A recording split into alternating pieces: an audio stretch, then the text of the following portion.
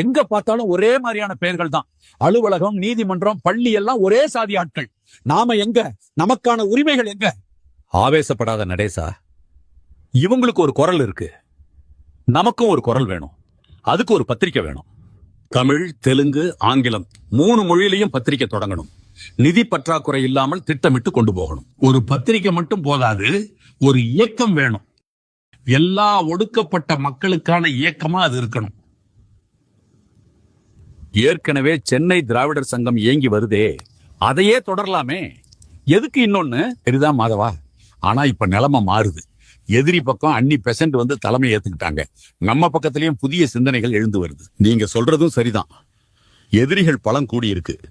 இந்த நேரத்துல நமக்கும் புது இயக்கம் தேவை. பாப்பனர் அல்லாதவங்கள் நலனுக்கான இயக்கமா மட்டும்தான் அது இயங்கணும்.